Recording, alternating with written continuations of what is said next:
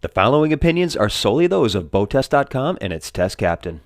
Hi, Captain Steve for BoatTest.com. The design team at Chaparral told me that they wanted to create a mid-size 22-foot twin-engine jet-powered boat, and they did it with a 223 Vortex VRX. I'm going to see how they've done. Let's start with a look at the seating. The seating area in the bow, you've got 13 inches for your legs to be in, 24 inches so we're not banging knees.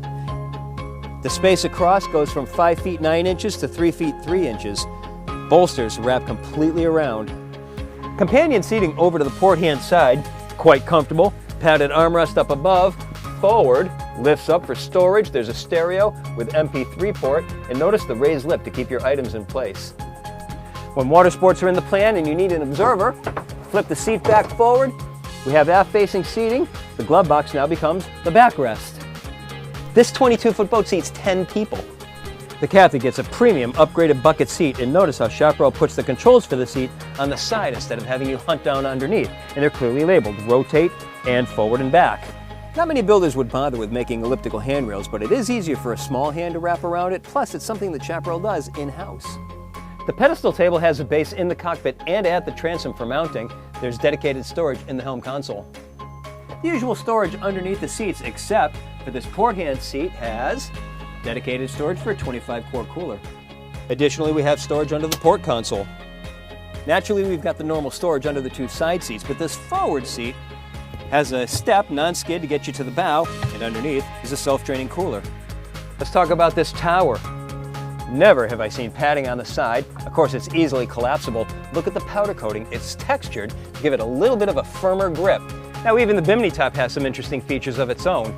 The hardware goes all the way around the perimeter, and normally we see tensioners right over the captain's head, and I've banged my head on those on more than one occasion. Here, the tensioner is moved to the center, out of the way. And look at the middle of the bimini. It's padded underneath to help reduce the flapping effect, plus chafing against the tower.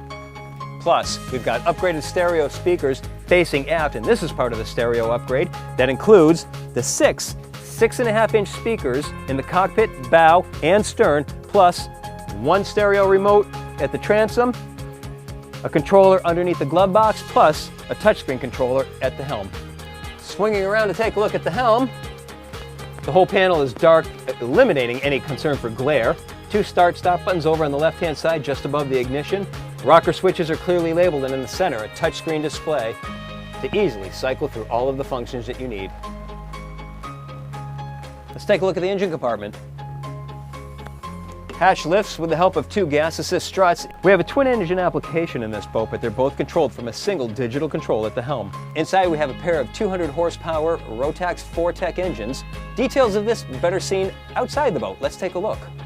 Here we are with a cutaway model attached to a section of the hull. Let's take a look at some of the features. Let's talk about the reverse gate and the steering nozzle. Here's what we normally see. The reverse gate attached to the steering nozzle. Chaparral's Rotax does it a little bit differently. Let's take a look. Here we have the engine in the forward position. Water comes blasting out the nozzle, and we steer the nozzle as normal, but when we shift into the neutral or reverse position, we have the added benefit of lateral thrust control. So now you have much more maneuverability at the dock when you're shifted into neutral or the reverse positions. Moving forward, we have a grate under the hull that prevents large objects from getting sucked into the impeller. Now normally, we see access for the hand to come down and clear things away from the shaft, but Rotax does things a little bit differently. They protect the shaft from the outset with a shroud all the way around the shaft. On the Rotax, the ride plate is actually a heat exchanger. There's a hose attached to it that comes forward, connects to the thermostat and the water pump. That, in effect, gives the Rotax a closed cooling system. Great feature for saltwater boaters. With the twin 200 Rotax engines turning 7850 RPM, we reached a top speed of 52.9 miles per hour with a 32.8 gallon per hour fuel burn. Best cruise was at 5,000 RPM, which had us running at 25.9 miles per hour while burning 8.1 gallons per hour. That meant that we could keep going for 144 miles in over 5.5 hours. But she was most impressive in her acceleration. She planed in 2.1 seconds, reached 20 miles per hour in 4 seconds, and continued accelerating through 30 miles per hour in 6.2 seconds. As soon as we hit the throttle, her Chaparral DNA became evident as she felt like every bit the sport boat that she is. Turns were at a sedate 10-degree roll with an expected carve and no hint of chine walk. Performance turns caused her to spin out as expected and launch in the opposite direction.